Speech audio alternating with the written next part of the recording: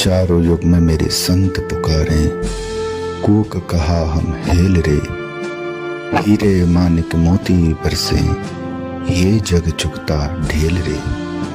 दोस्तों, आज हम जानेंगे कि कैसे जीवन में सत्य ज्ञान के अभाव में हमारे हीरे मोती जैसे अनमोल रिश्ते में अपने तो पत्थर बन जाते हैं और उनमें अपनापन भी मिट्टी में मिल जाता है।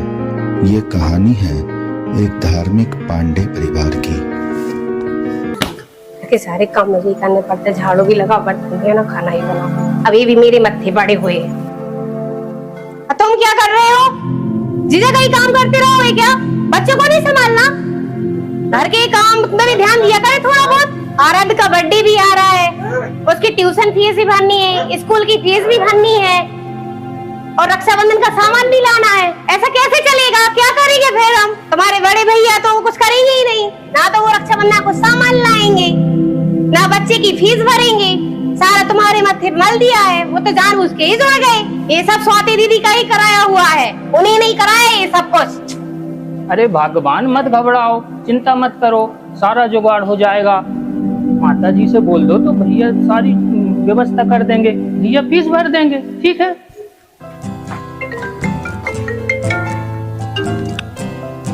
हाय, क्या तुमने मम्मी से बात करी अपनी शादी की? हाँ, मैंने की थी माँ से बात। तो वही है कि अपने पापा का क्या फ्रेंड सर्कल थोड़ा हाई है, तो अपनी शादी क्या 1-2 करोड़ की तो होगी। हाँ यार, बस इतनी महंगी शादी। अरे अब शादी आदि तो यार जीवन में एक ही बार होती है यार, तो वो तो अच्छे से ही करना पड़ेगा ना। अरे यार, तो अब मुझे भी तो अपना स्टैंडर्ड मेंटेन करके चलना पड़ेगा कि नहीं? जब तक शादी में ओडी ओडी नहीं आएगी तो मजा कैसे आएगा? क्या तो मेरे लिए इतना नहीं कर, तो फिर क्या करे, कैंसिल करे अपना प्लान? नहीं प्लीज ऐसा मत बोलो ना। हाँ, पक्का मैं मनाती हूँ घर में सबको। ओके, तुम डिसाइड कर लो, फिर मैं अपने डेट से बात करता हूँ। अरे रुको यार, घर से कॉल आ रहा है, मैं लगाता हूँ फोन।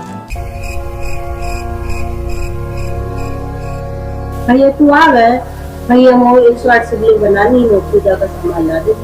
अरे मम्मी, ये गोडा गुडियो खेल बंद करो, कुछ ढंग की पूजा करो।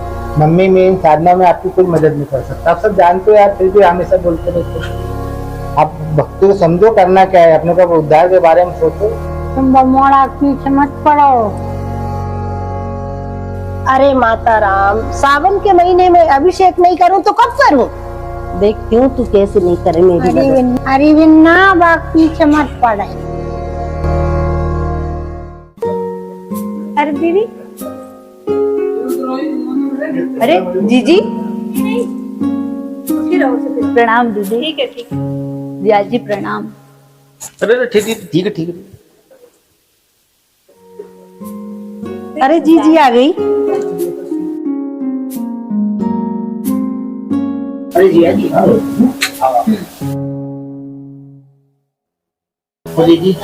जी बढ़िया।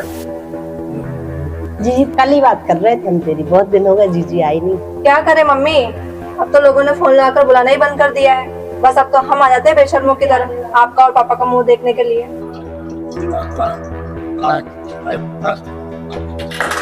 कीर्ति, तू जल्दी से चाय की तैयारी कर, मैं पानी दे के आ रही हूँ।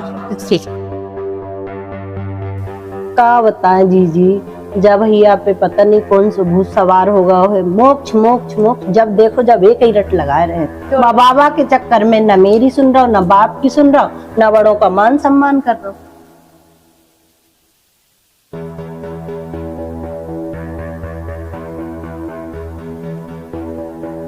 अरे रहने दो, बोलो का सामान नहीं कराना हमको। अरे जीजा जी बैठिए ना। बैठो भाई, करो एक दूसरे का सम्मान। यहाँ अपना क्या? क्यों भैया, आपने जीजा जी के पेन नहीं पढ़े? हाथ जोड़ के नमन तो किया था हमने। भाई, कोई राह चलते व्यक्ति थोड़ी ना है, जीजा जी हैं अपने, पैर पड़ के सम्मान तो करना चाहिए था ना। अरे भाई, बड़े बूढ़ों को सम्मान किए बिना कौन सी भक्ति पूरी हुई है? क्यों भाई, सभी लोग बैठे हुए हैं। भैया, भोलेनाथ छोड़ दिए आपने, मृत्युंजय, शंकर महादेव, उनकी भक्ति छोड़ दी आपने? क्यों पापा जी? हाँ बात तो ठीक है। क्या पापा, क्या बात सही है? साधना तो मैं भी कर रहा हूँ, बस फर्क इतना है कि मैं शास्त्र अनुकूल करता हूँ, ये शास्त्र विरुद्ध करते हैं। मेरे गुरु जी कुछ नियम है, वो नियम मुझे पालन करना पड़ता है, इसलिए मैं इनकी शास्त्र विरुद्ध साधना में कोई मदद नहीं कर पाता। इतना फर्क है। हाँ बात ये भी सही है, कर लो ना, क्या करना है। क्या सही है जी, आप चुप रहो। तू कहता कर्मकांड में मदद नहीं करूंगा, तेरे लाए हुए घर के किराने के घी से मैं भोलेनाथ को दीपक जला दूं, फिर तू क्या करेगा? हल्दी, चावल, गुड़, माचिस, अगरबत्ती ये सभी मम्मी ने पूजा में उपयोग कर लिए, फिर तुम्हारे गुरुजी के नियम टूट गए ना। हाँ बेटा, ये बात भी सही है, तुम भी कर लो ना। कीर्ति, दीदी और जीजाजी के लिए पकोड़े बना ले क्या? क्यों दीदी, बड़े भैया हम सबसे रूठ गए हैं क्या? ऐसा वो क्यों कर रहे हैं? इतना कुछ किया उन्होंने परिवार के लिए और आज उनको इतना कुछ सुनना पड़ रहा है, इसलिए अच्छा नहीं लगता। सबको लगता है कि हमने किया, उन्होंने किया, पर हमारी आत्मा जानती है कि सब भगवान ने करवाया है। अगर वो साथ नहीं होते तो हम कुछ भी नहीं कर सकते थे। न ये रूठे हैं न हम रूठे हैं, बस हम चाहते हैं कि भगवान न रूठे। वो आज भी इस परिवार के लिए ही कर रहे हैं, क्योंकि भक्ति है तो भगवान है और भगवान है तो परिवार है। कहते हैं कि सत्य की राह में कांटे बहुत होते हैं, लेकिन सत्य का फल मीठा होता है, क्योंकि गीता जी के अध्याय 18 के 36 और 37वें श्लोक में लिखा है कि सात्विक सुख आरंभ में तो विष के समान होता है, किंतु बाद में अमृत के तुल्य हो जाता है। मगर दीदी विष बहुत कड़वा होता है। बहन, गुरुजी बोलते हैं कि विष की फाकी फाकेंगे जिनको भेटे रब। इतिहास प्रमाण है कि परमार्थ के लिए विष ग्रहण करना ही पड़ता है। कबीर जी को भी 52 बार कष्ट भोगना पड़ा, नानक जी भी जेल गए थे और शंकर जी ने भी तो विष का प्याला पिया था। परमार्थ के लिए कष्ट सहना, यही तो सच्चा प्रेम है बहन। फिर हम में और तुम में क्या अंतर रह गया? हम कर्मकांड करते हैं और आप मंत्र जाप करते हो। हम दोनों की भक्ति है तो एक ही है। आप कहते हो हम शंकर जी की जो भक्ति करते हैं वो शास्त्र विरुद्ध है। क्या 18 पुराणों में, शास्त्रों में ये जो लिखा है शंकर जी की भक्ति, क्या वो गलत है? सबके सब का मोड़ा चढ़े जा रहे हैं। देव इनकी पूजा करें, तुम अपनी करो, काय लड़ाई कर रहे हो? तो माताराम चुप रहो। आशीष, पुराणों का जो ज्ञान है वो त्रिदेव तक का ज्ञान है, और मैं वेदों अनुसार परमात्मा की भक्ति करता हूँ। क्या वेद में महादेव शंभू का नाम नहीं है क्या? तो सुनो, ऋग्वेद मंडल 1 सूक्त 46 लिखा है मनुष्यवत शंभू। क्या ये शिव जी की महिमा नहीं है क्या? शिव जी परमात्मा नहीं है क्या? मैं देख, मुझे पता है कि ये मोक्ष का मार्ग है और इसी से मुक्ति होगी। मुझे मेरी भक्ति कर लेंगे, तुम तुम्हारी भक्ति करो। जब भैंस के आगे बीन बजावे से कछ नहीं होना। चलो अपनो अपनो काम करो। तू ही ला दे मुझे, वो तो ला नहीं रहा। मुझे अभिषेक करना है, मुझे जल्दी ला दे। हाँ माँ, करता हूँ। माँ, आप मानसिक पूजा क्यों नहीं करती? आप मानसिक पूजा किया करें, मानसिक पूजा करने से फल ज्यादा मिलता है। हाँ रे उपदेशक, ते ग्राहकों से कराया करे मानसिक पूजा। वो सामग्री ला दे, मेरा मुहूर्त निकलो जा रहा हूँ। हाँ माँ, करता हूँ। देख रहे हो, शर्म आ रही है कुछ? सारी जिम्मेदारी निभाते थे ना आप। क्या क्या करना पड़ रहा है मम्मी को, गिड़गिड़ाना पड़ रहा है। आपको सिर्फ आपकी भक्ति से मतलब है, मम्मी को कुछ नहीं। जिम्मेदारी थी ना आपकी पूरे परिवार की। आपकी भक्ति भक्ति, मम्मी की भक्ति कुछ नहीं। आत्मा दुखी होगी ना उनकी।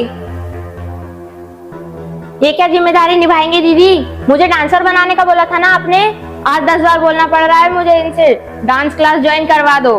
तेरे डांस में क्या रखा? पढ़ाई पे ध्यान दो। तुम्हारा हर सेमेस्टर में बैक लग रहे हैं, और पढ़ाई कर लोगे और तुम्हारा करियर बन जाएगा, अच्छी का शादी हो जाएगी। तुम्हारे पढ़ाई में मेरे कौन सी कमी रहने दी, बताओ? शादी कराओगे आप मेरी? जैसा मैं बोल रही हूँ वैसी शादी कराओगे आप मेरी? हाँ तो कराऊंगा ना शादी, और अच्छे लड़के से कराएंगे। शुक्ला जी का लड़का देख लो, कार्तिक, विदेश पढ़ के आया है, अच्छा पैकेज है, अच्छे जॉब कर रहा है। बेटा उनको हमसे 1 रुपए नहीं चाहिए, 1 रुपए का दहेज नहीं चाहिए उनको हमसे। हाँ, दहेज के कारण आज बोझ लगने लगी हूँ मैं आपको, इसीलिए आप मेरी किसी भी एरे गेरे से शादी कराना चाहते हो? बेटा शुक्ला जी कोई ऐसे वैसे नहीं है, अच्छे संपन्न व्यक्ति है वो भी। और तुम्हारी शादी है ना हमारे गुरुजी के आश्रम में कराएंगे। 33 करोड़ देवताओं के आह्वान होगा, तो ऐसी एरी गेरी शादी नहीं कराएंगे तुम्हारी हम। हाथ जोड़े आपके आश्रम की शादी के। अगर मैं इतनी बुरी लग रही हूँ ना तो मैं खुद चली जाती हूँ इस घर से। कम इतना तो कर दो जितना आपने दीदी की शादी में किया था। बेटा तू दहेज के लालची लोगों से रिश्ता करना चाह रही है। भैया बस बहुत हुआ आपका। अरे बेटा ये क्या करेंगे, इनसे क्या मदद की उम्मीद कर रहे हो? ये बच्चों के जन्मदिन में नहीं आते। ये जन्मदिन तो उस दिन होता है जिस दिन सदगुरु की शरण में आके भक्ति स्टार्ट करते हैं, तो बाकी जन्म तो ऐसे व्यर्थ चला गया। अरे रहने दो फालतू की बातें। जब हमारी छोटी बहन की शादी थी आपने कुछ पूछा कि जिया जी कुछ जरूरत हो तो बताना? अरे मुझसे नहीं तो अपनी दीदी से पूछ लेते। जिया जी जितनी मदद हो सकती थी मैंने अपने हाथ पैर से की, और बाकी आप इतना डीजे बजवा रहे थे, दहेज दे रहे थे, तो उसमें फिर हम क्या सहयोग करेंगे? क्योंकि इसमें तो फिर हमारा कर्ज हो जाएगा, लेन देन चल जाएगी, तो फिर हमको सतलोक भी जाना है भक्ति करके। अरे वाह मेरे भाई वाह, खुद की शादी में और खुद की बहन की शादी में खूब डीजे बजाया, दहेज दिया, वो तो सही, और मेरी बहन की शादी में डीजे बजाया और दहेज दें तो वो अपराध हो गया। अरे वाह दोस्त, अब चलो यहाँ से, अब और कुछ सुनने को रहा है यहाँ पर? बेटा तू क्यों चिंता कर रही है, हम करेंगे तेरी शादी, हम सब मिलकर करेंगे। तू जहाँ बोलेगी वहीं शादी करेंगे, और कार भी देंगे तेरी शादी में। सच में दीदी? हाँ। मेरी प्यारी दीदी। भैया तुम तो नहीं हो रहे ना इनके जैसे पागल? क्या ऐसे? अरे दीदी मैं तो सपने में भी न बनूं इनके जैसा।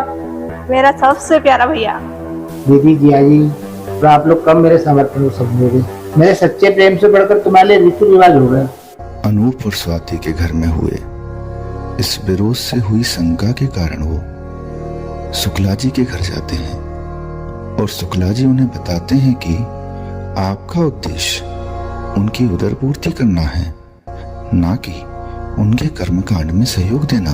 वैसे गुरुजी ने सत्संग में बहुत कुछ समझा दिया है, अगर हम थोड़ा सा और ध्यान से समझे तो नए सत्संग को, तो सारी शंकाओं का समाधान हो जाता। वैसे आप घर का सामान ला रहे हैं, शंका समाधान के कुछ नंबर है, तो गुरु जी को शंका वहाँ पर नंबर लगा दो, एक दो दिन में बैठ के अपन बात करते हैं, ठीक है? ऊपर गुरु जी से प्रार्थना लगाएंगे, पुस्तक वाले दादाजी से भी बात करेंगे। पुस्तक वाले दादाजी, पुस्तक वाले दादाजी। अरे बेटा नहीं बेटा, ऐसा नहीं करते। देखो तुम स्कूल में क्या सीखते हो, मजहब नहीं सिखाता आपस में बैठ करना, क्या सीखा तुम लोगों ने? अच्छे बच्चे तो पढ़ाई पे ध्यान देते हैं और अच्छे काम करते हैं, क्या कर रहे हो? लो मैं तुमको जीत देता हूँ, अच्छे बच्चे तो ऐसा करते हो। Toffee toffee toffee.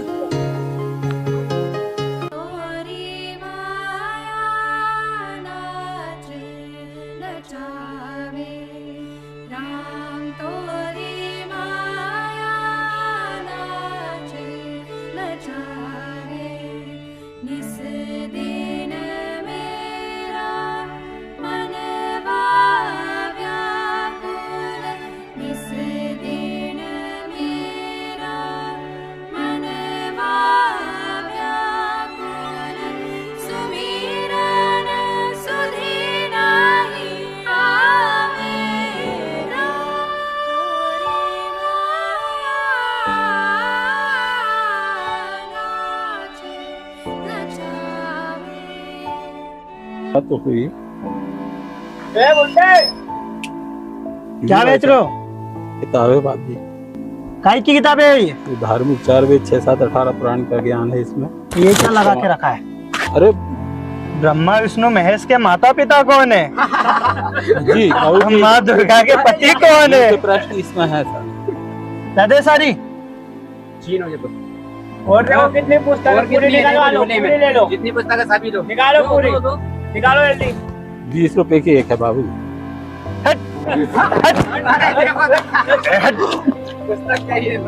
पैसे आदेश नहीं गुरु जी का, गुरु जी का आदेश नहीं है। बाबा तेरे को कितनी बार समझाया, बाजार में मत घूमा करे।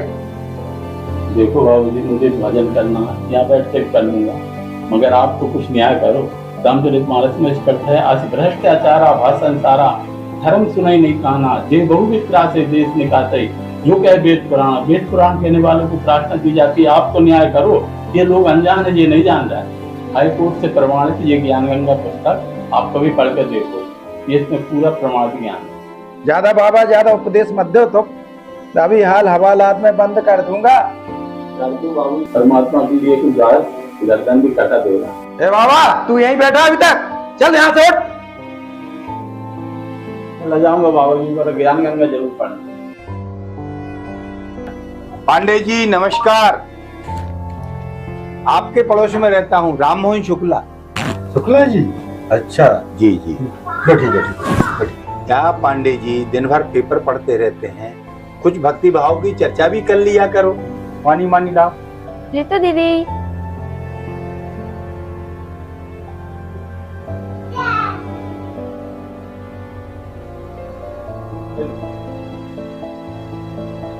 चलो ना दीदी। आओ दीदी, आओ दीदी। दीदी कहाँ चले गए थे आप? मैं आपको कब से कॉल कर रही थी, आप कॉल भी रिसीव नहीं कर रहे थे, कहाँ चले गए थे? हाँ यार स्वीटी, आजकल जो है ना मेरा थोड़ा सा प्रोफेशन चेंज हो गया है, इस वजह से मुझे बाहर जाना पड़ा। काफी दिनों से वैसे भी मुलाकात नहीं हो पाई, तो इसलिए आज मिली यार। दीदी आपको पता है मैंने ना डांस की न्यू स्टेप सीखी है। अच्छी है ना? अरे वाह यार स्वीटी, तुमने तो इतना अच्छा डांस सीख लिया। लेकिन आप तो सही 2 मिनट पे बैठ। और स्वीटी क्या चल रहा है आजकल स्टडी वगैरह में?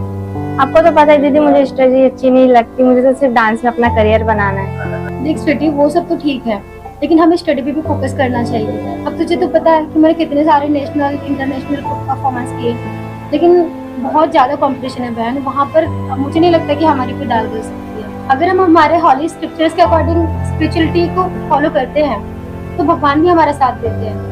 और आप कितनी मेहनत कर रहे हो तो उसमें भगवान का भी सपोर्ट होना जरूरी है ना। क्या दीदी, अपने ड्रीम पूरा करने के लिए तो इंसान को सब करना पड़ता है। अरे स्वीटी, शायद तुम्हें मेरी बात अभी समझ में नहीं आ रही है और तुम्हें मेरी बात अच्छी भी नहीं लगती। मैं तुम्हें एक किताब दूंगी, जब तुम उसको पढ़ोगी ना तब तुमको शायद मेरी बात समझ में आ जाएगी। तो ठीक है स्वीटी, मैं बाद में मिलती हूँ, मैं थोड़ा सा जल्दी में हूँ इसलिए अभी मुझे जाना पड़ेगा। मम्मा, मैम ने बोला कि फीस जमा करो, लेकिन क्लास में नहीं आने दो। कोई बात नहीं बेटा, फीस अपन भर देंगे। आप पहले स्कूल जाओ, लेट हो रहे हो, फटाफट जल्दी करो फटाफट। तो ठीक है मम्मी, राम राम। राम राम बेटा, राम राम। राम राम पापा। राम राम बेटा, राम राम राम। 4 महीने हो गए कुणाल, तुम्हारी अभी तक पेमेंट नहीं आई है। 2 EMI चल रही है, वो भी सेविंग से जा रही है। ऐसा कब तक चलेगा? अब तो सेविंग्स भी खत्म हो रही है। पता नहीं क्या कर रहे हैं, कोई नौकरी छोड़ रहा है, किसी को नौकरी से निकाल रहे हैं। तो तुम भी नौकरी छोड़ दो ना, कहीं और ट्राई कर लो। अरे बहुत मंदी चल रही है यार, जो छोड़ के गए हैं ना उनका भी कोई ठिकाना नहीं है, सब बकवास।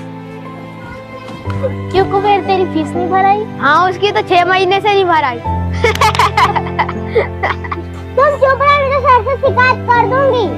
हाँ क्या हो गया बच्चों, चल भागो यहाँ से। मामा जी हमको चिढ़ा रहे। कोई बात नहीं बेटा, कोई बात नहीं, चिढ़ाएंगे। चलो चॉकलेट खाएंगे, चलो आ जाओ। अनूप स्कूल जाकर श्रद्धा के, आशीष के और अपने सभी बच्चों की 1 साल तक की पूरी फीस जमा कर देता है और प्रिंसिपल मैडम से कहता है कि उसके फीस भरने की जानकारी किसी को भी ना दी जाए और यह भी निवेदन करता है कि बच्चों को आगे फीस के लिए कभी भी परेशान नहीं किया जाए। इधर कुणाल को उसके बॉस ऑफिस में बुलाकर कहते हैं कि वो और आगे इस कंपनी में काम नहीं कर सकता, मगर कुणाल पहले अपनी बची हुई 3 महीने की पेमेंट बॉस से क्लियर कराने का बोलता है, लेकिन बॉस उसकी एक नहीं सुनते और गुस्से में उसे वहां से जाने का बोल देते हैं।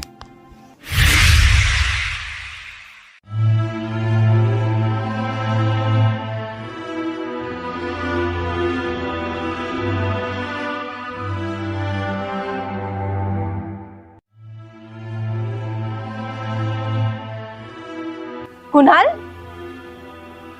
ये क्या हालत बना रखी तुमने? तुमने दारू पी रखी है? आज तक तुमने कभी दारू नहीं पी। तुमने दारू पी क्यों? क्या हुआ? कुछ तो बताओ, कुछ तो बोलो। अरे कुछ तो बोलो। अरे हुआ क्या? कुछ बताओगे भी?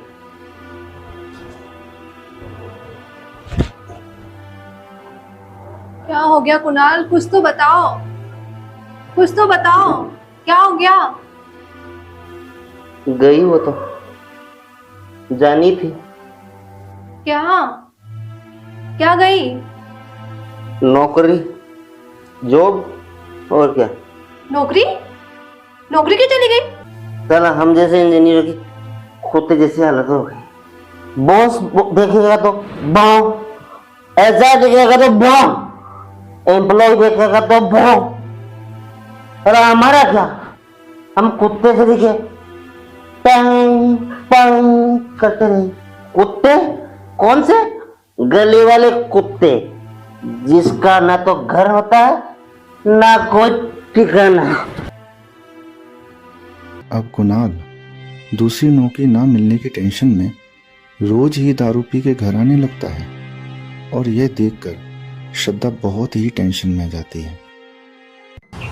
हे भगवान, अब तो ये रोज पीकर आने लगे हैं। आशीष को अपने जीजा जी की पूरी जानकारी रहती है।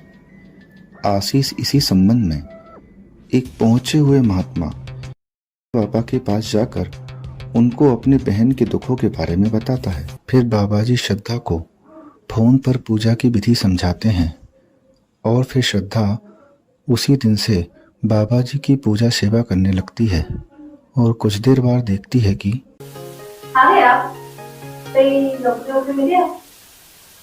ट्राई कर रहा हूँ, मिल जाएगी। आज आपने शराब नहीं? रोज रोज ड्रिंक थोड़ी करूंगा मैं।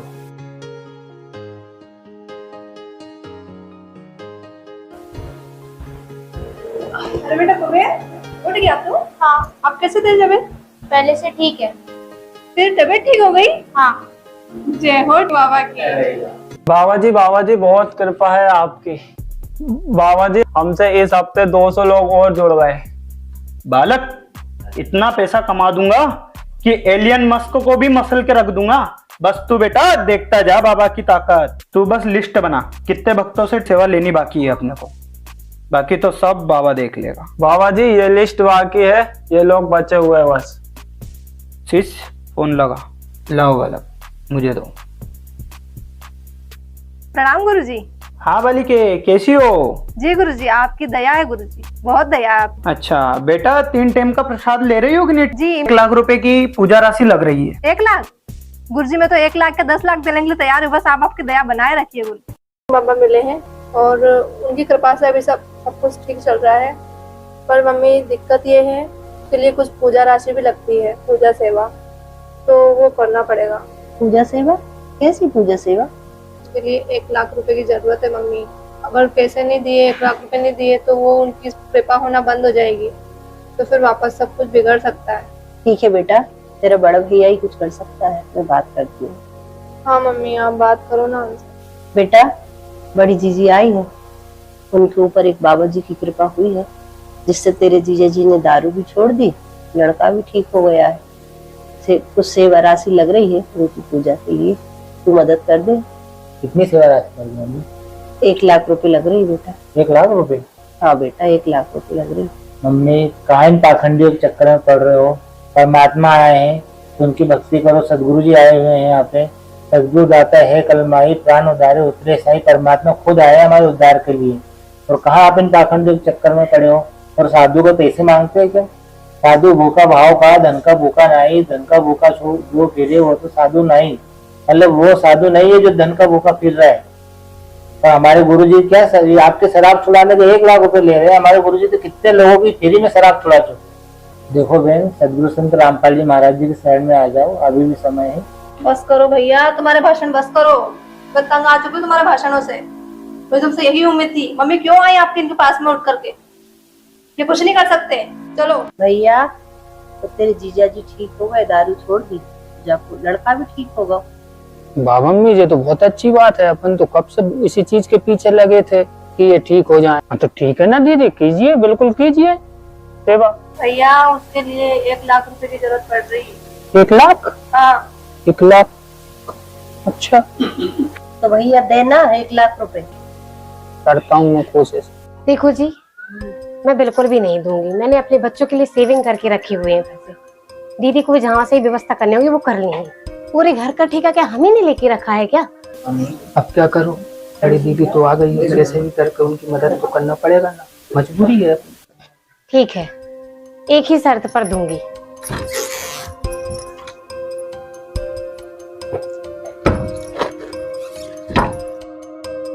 तुम्हें दीदी को 1 लाख रुपए देना है।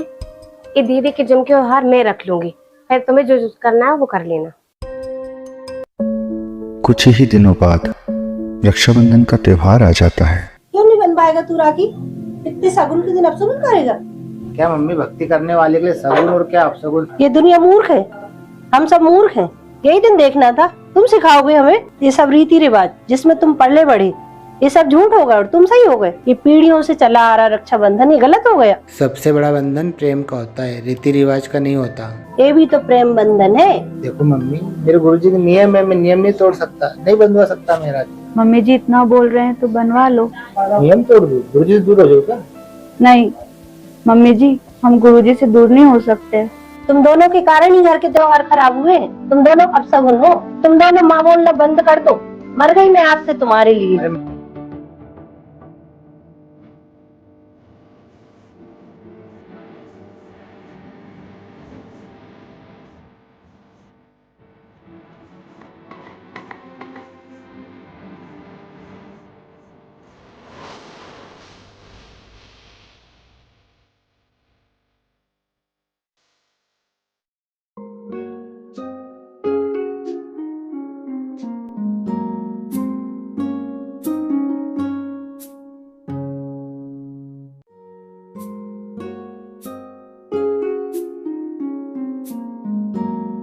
इस तरह पांडे परिवार में बड़े हर्ष के साथ रक्षाबंधन का त्योहार मनाया जाता है, जिसमें सभी भाई बहनों की आपस में नटखट खुशियां भी खूब नजर आती हैं।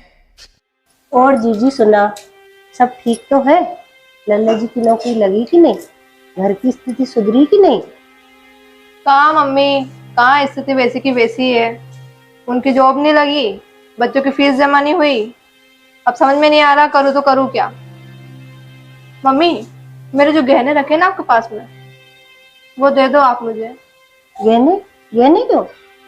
मम्मी सोच रही हूँ गहने गिरवे रख दूंगी, कम से कम बच्चों की फीस तो भराए। ले ले बेटा, तेरी तो है। ठीक है, दे देती हूँ। मिला क्या? देख, मुझे पता है कि तेरे पास है, तू लौटा दे उन्हें वापस। दीदी की अमानत अपने पास मत रख। चुप रहो दीदी, ये सब आपकी वजह से हो रहा है। देख तू मत कर ऐसा, बाकी के तू जान। मिले क्या मम्मी जी? नहीं मिले। सुन, कहीं तूने तो नहीं रख ली? और जिसके पास पारस होता है उसे सोने की क्या जरूरत होती है। सदगुरु पारस रूप है हमरी लोहा जात, पलक बीच कंचन करे पलटे पिंड और गात। मम्मी जी, हम तो लोहा थे, लेकिन सदगुरु रूपी पारस ने हमें सोना बना दिया और तन और मन दोनों की इच्छा बदल दी। अब तो बस एक ही इच्छा है, सिर्फ मोक्ष को प्राप्त करना। अब सोने की इच्छा नहीं है मम्मी जी। आपको तो वैसे ही पता है कि अब मैं सोना कहाँ पहनती हूँ, लेकिन मम्मी जी मुझे पता है गहने किसके पास है। किसके पास है? कीर्ति। अरे दीदी, आप दीदी, मेरा वो मतलब नहीं था। दीदी रुको तो सही, दीदी सुनो। भैया देखो जी, मैं बिल्कुल नहीं दूंगी। आपको जो करना है कर लो। आशीष भैया, गेट खोलो। क्या हुआ दीदी? आपको नहीं पता क्या हुआ? क्या हुआ? मेरे गहने चाहिए मुझे, अब भी के अब भी गहने चाहिए मुझे। मेरे गहने? कौन से गहने? मेरे पास कहाँ है गहने दीदी? आप ही के पास में है मेरे गहने।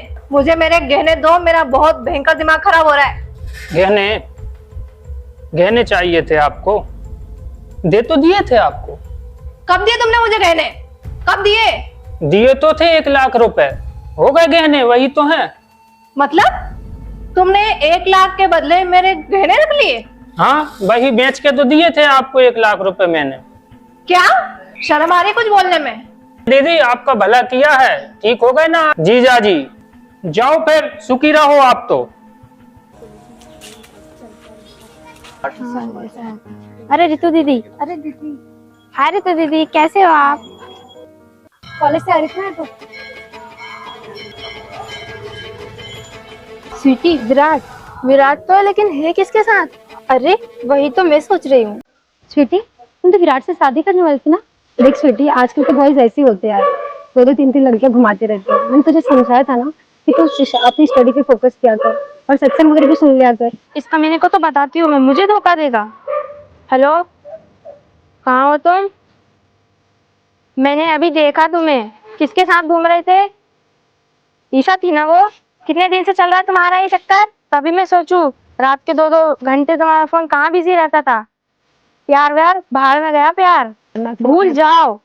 मर जाऊंगी लेकिन तुमसे शादी नहीं करूंगी।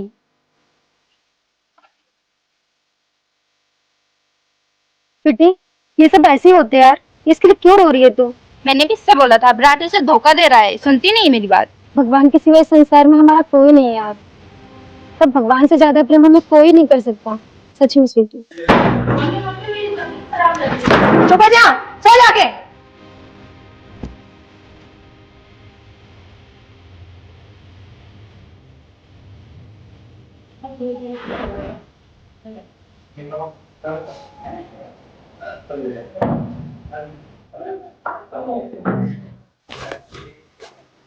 आ गए तुम?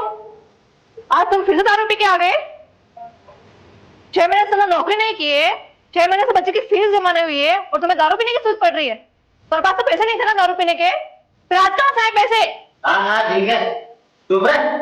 मर्द क्या फीस करती रहती है। आज ये कोई फीस भर दूंगा मैं। ज्यादा बकवास करती है। बकवास नहीं कर रही हूँ मैं, पता है तुमको कितनी पैसे की जरूरत पड़ती है मुझे, सिर्फ और सिर्फ तुम्हारे कारण। क्यों रह रही है यहाँ पर? निकल यहाँ से। मुझे भी महसूस हो रही है इसको। हे भगवान, यहाँ पर कोई किसी का नहीं होता है, सब मतलब के होते हैं, सब मतलब के। कोई नहीं है मेरा, सिर्फ कोई भी नहीं है मेरा। क्या हुआ मम्मी, आप रो क्यों रहे हो? कुछ नहीं हो बच्चे, कुछ नहीं हुआ। आप जाके खेलो। मम्मी आप क्यों रो रहे हो? नहीं रो रही है, देखो मैं हंस रही हूँ। सच में ना? हाँ मैं हंस रही हूँ बेटा, जाओ खेलो आप जाके। बता तो बाबा को तुम 1 लाख रुपए ले लिए मुझसे, वो बोलता पति की दारू छुड़वाऊंगा। बताती उसको मैं। हेलो बाबा जी प्रणाम, पहचाना मुझे? हाँ मैं वही हूँ बाबा जी, मैं आपकी मदद करना चाहती हूँ और मेरे पति मदद करना चाहते हैं आपकी। क्या आप घर आ सकते हैं? जी आज ही आ जाइए जी। हेलो दीदी, बाबा को जानती हो ना तुम? हाँ हाँ वही जिसने तुमको चुना लगाया था, घर पे आ रहा है आज वो मेरे। तुम भी आ जाओ, आज तो उसकी खैर नहीं है। अरे बाबा जी आइए आइए, बैठिए बैठिए बाबा जी बैठिए। दीदी बाबा जी मैंने आपकी पूजा सेवा की थी, पता तो होगा आपको। मगर मेरे पति ने शराब नहीं छोड़ी। बालिके, आपकी वाणी में इतना वायरस क्यों है? वायरस? तुम्हारे वायरस की तो अरे मैं तो ये बोल रही थी वायरस की जय हो। जय हो स्वामी जी की जय हो। अरे श्रद्धा काय के बाबा ये?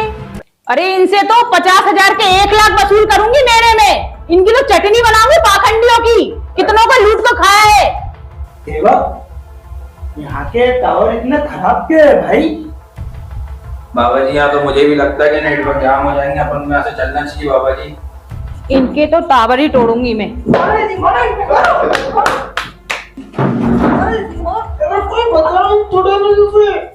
पाखंडी बाबा मेरे 1 लाख रुपए दे। ये सब तुम्हारे छोटे भाई का किया धरा है, उसी ने मुझे आपके नंबर दिए थे। बालक इतना मारा, इतना मारा, पूरी बेटी रू कर दी। श्रद्धा अपने सबसे प्यारे भाई आशीष के किए इतने बड़े धोखे से बहुत दुखी हो जाती है। उन्हीं पुरानी बातों को याद करके टेंशन में उसे नींद नहीं आती, जिससे वह गुस्से में आकर बहुत सारी नींद की गोलियां खाकर बेहोश हो जाती है।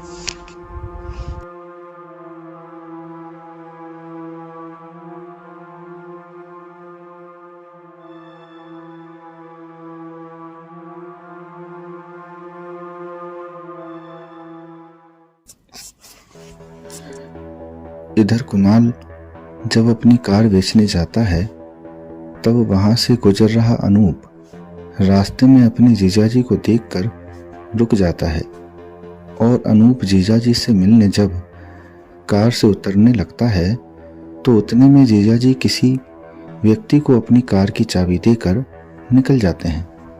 यह देख अनूप वापस अपनी कार में बैठ जाता है और जब वह व्यक्ति जीजाजी की कार लेकर निकलने लगता है तो अनूप उसे वहीं रोक लेता है और अनूप के पूछने पर वह व्यक्ति बताता है कि कार तो बिक चुकी है। तो अनूप उसे और ज़्यादा पैसे देकर उस व्यक्ति से कार वापस खरीद लेता है। इधर कुणाल जब बच्चों की फीस भरने स्कूल जाता है तब वहाँ उसे पता चलता है कि बच्चों की साल भर की फीस तो पहले ही कोई जमा करके चला गया है। कुणाल के प्रिंसिपल मैडम से पूछने पर प्रिंसिपल मैडम उनका नाम बताने से मना कर देती हैं, मगर कुणाल के ज़्यादा रिक्वेस्ट करने पर प्रिंसिपल मैडम अनूप का नाम बता देती हैं। उधर जब अनूप जीजाजी की कार खरीदकर वापस जीजाजी को उनके घर देने जाता है तब वहाँ देखता है कि श्रद्धा के दोनों बच्चे रो रहे हैं और श्रद्धा बेहोश पड़ी है। अनूप उसको उठाने की कोशिश करता है परंतु न उठने पर तुरंत घर पर कॉल करता है और पड़ोसी की मदद से श्रद्धा को तुरंत ही पास के हॉस्पिटल में ले जाता है।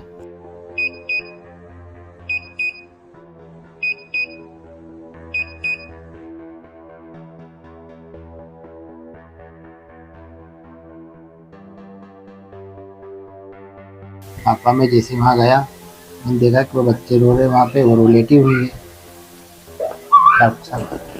डॉक्टर देखिए, धीरज रखिए, बच्ची को 3 घंटे हो गए, आप इतना लेट क्यों हो गए लाने में? देखो डॉक्टर साहब, कुछ हो सके तो देख लो। बात तो ठीक है, बेटी का कुछ तो करो डॉक्टर साहब। Do my best. मम्मी इसने नींद की गोलियां खा ली, हालत बहुत नाजुक है। मम्मी मम्मी जी तुम तो दूरी रहो भैया मम्मी से, ये सब तुम्हारे कारण ही हो रहा है। तुम्ही ने लड़ाई करी थी ना मम्मी से और दीदी से। कोई पानी दो, मम्मी के ऊपर पानी छिड़को, जल्दी पानी दो। मम्मी जी, मम्मी जी। अनूप तू क्यों लड़ता है भाभी से? बुआ जी मैं नहीं लड़ता, मैंने कोई लड़ाई नहीं की। तुमने ही तो बर्बाद कर दिया हम लोगों को, रोज अपशगुन करते हो तुम लोग। मम्मी जी क्या अपशगुन कर दिया हम लोगों ने? दीदी घर आई, आपने उनसे राखी बंधवाई, मुझसे राखी बंधवाई, दिल नहीं दुखा होगा दीदी का? सारे त्योहार बर्बाद कर दिए इन लोगों ने, सारी पूजाएं बर्बाद कर दी, पांडे खानदान को बर्बाद कर दिया इन नास्तिकों ने। देखो भैया मुझे मत बताओ किसने किसको बर्बाद किया है, मैं सब जानती हूँ। आपने तो जीजी के जेवर तक बिकवा दिए हैं। 1 लाख रुपए किसने दिए?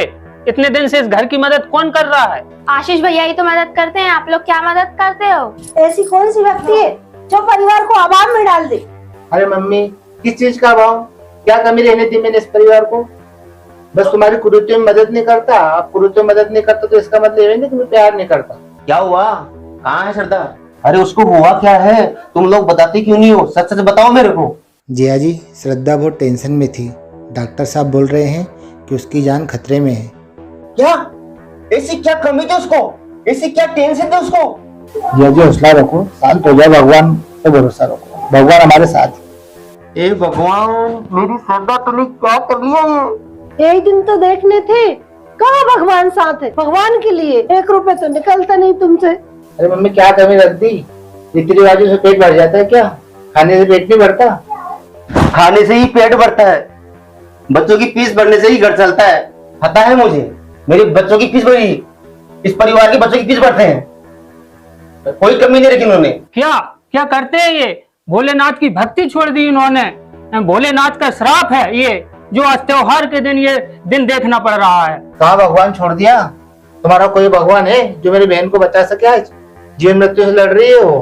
पापा क्या बोला था डॉक्टर ने? बच सकती है क्या वो? दास जिस परमात्मा की भक्ति कर रहा है सिर्फ वही बचा सकते हैं श्रद्धा को। देखो बाबूजी, सतगुरु जी बताते हैं, जम जो राजा से डरे, मिटे कर्म के लेख, अदली असल कबीर है, कुल के सतगुरु ये, काल जो पीसे पीसना, जोरा है पनिहार, ये 2 असल मजदूर है मेरे सतगुरु के दरबार। वो भगत जी मौत तो मेरे परमात्मा की पानी भरती है और जो काल पीसना पीसता है परमात्मा का। आप बिल्कुल विश्वास रखो परमात्मा पर, परमात्मा सब कुछ ठीक कर देंगे, बच्ची तुम्हारी अच्छी हो जाएगी, मगर आप भगवान पर भरोसा करो। हाँ, तुम्हारी कमी थी, तुम और आ गए यहाँ हमें सबको ज्ञान देने के लिए। तेरे पास कोई रास्ता है क्या? जब अनूप बोल रहा है तो उसका भगवान ठीक कर सकता है, तो उसकी सुन ले। भगत जी बैठ जाइए, बैठ के बात करते हैं। भगत जी, हम सबको पता है हम कितनी बड़ी समस्या से जूझ रहे हैं। आपकी बच्ची बेशक ठीक हो सकती है। आप सबको थोड़ा समय देना पड़ेगा, सतगुरु जो चाहे सो कर सकते। देखो भगत जी, सच्चाई समझो, काल डरे करतार से, जय जय जय जगदीश, जो राजारी झाड़ता पगरज डारे शीश। वो पूर्ण परमात्मा के से काल डरता है। देखिए, इसका प्रमाण जो है ना ऋग्वेद में भी दिया है। ऋग्वेद मंडल नंबर 10 सूक्त नंबर 161 का मंत्र नंबर 2, इसमें बताया है कि यदि रोगी नष्ट जीवन शक्ति वाला हो गया है अथवा वह सीमा से परे चला गया है या फिर मृत्यु भी हो चुकी है, तो भी कबीर परमात्मा रोग के पंजे से छुड़ाकर 100 वर्ष की आयु प्रदान कर देते हैं। वेदों में परमेश्वर कबीर, अरे वेदों में तो परमेश्वर शिव शंभु है। तो सुनिए आप, ऋग्वेद मंडल 1 सूक्त 46 में लिखा है कि मनुष्यवत शंभु, वो परमात्मा तो शंभु है, शिव है। जब ही तो मैंने इससे कुछ दिन पहले बोला था कि मुझे 108 अभिषेक करने दे। अभिषेक करने दिए तूने मुझे? अरे मम्मी, भागवत महापुराण में श्री कृष्ण भगवान कह रहे हैं 10वें स्कंद अध्याय 84 में कि मिट्टी और पत्थर की प्रतिमा ही देवता नहीं होती, वास्तव में संत पुरुष ही देवता होते हैं, और जो इनको नहीं मानता वो पशुओं में निज गधा ही है। देखिए, जब हम सदगुरु से सदभक्ति लेकर शास्त्र अनुकूल भक्ति करते हैं तो प्रमाण तो कई जगह मिल जाएंगे। गरुड़ पुराण 1189 नंबर के ग्रंथ में 38 अध्याय श्लोक नंबर 11 में लिखा है, देवताओं के बारे में बताया है कि देवता कभी मिट्टी और पत्थर की मूर्ति में निवास नहीं करते। गरुड़ पुराण 16 अध्याय श्लोक 98 में, तावत तपो व्रतम तीर्थम जप होम अर्चनात्मम वेद सात रागम कथा या तत् न विन्दति।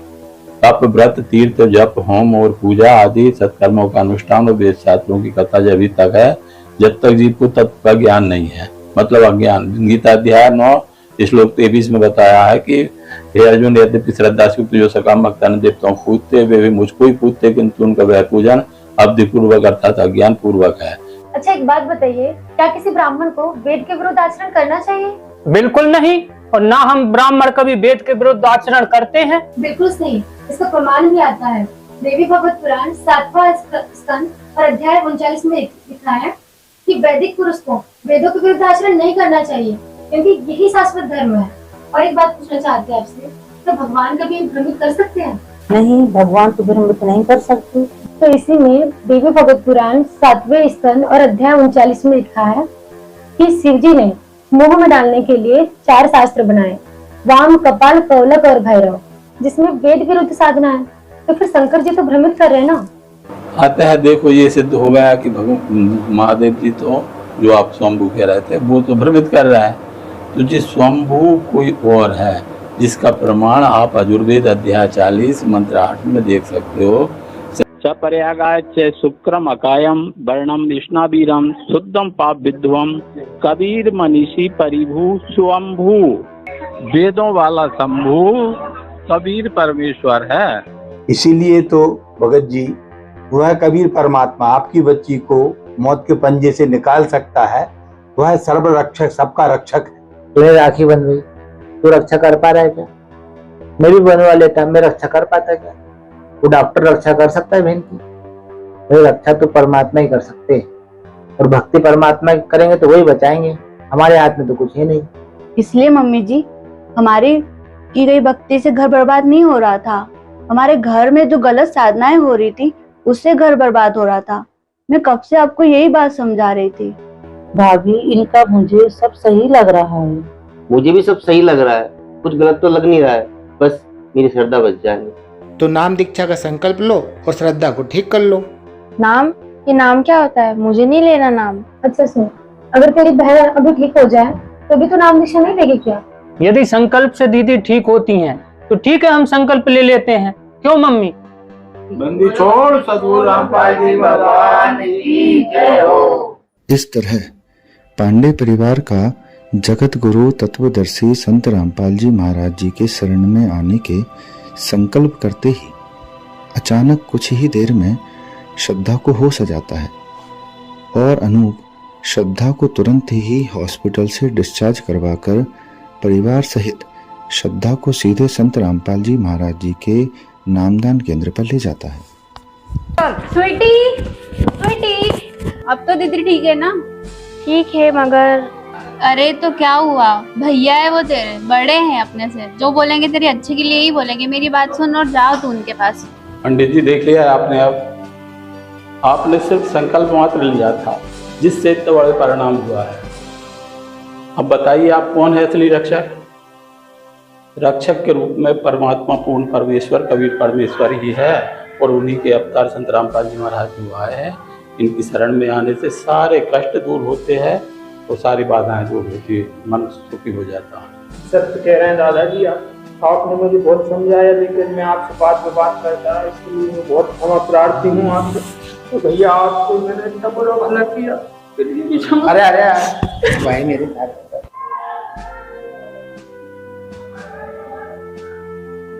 बेटी आ जा, आ जा।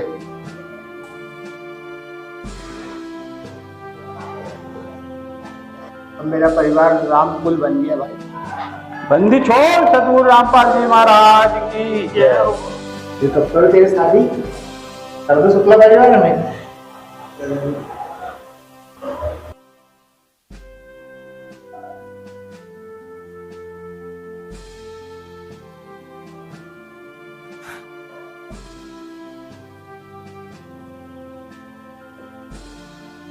हाँ भाई, बात तो ठीक है, मगर अब मनाए सही रक्षाबंधन।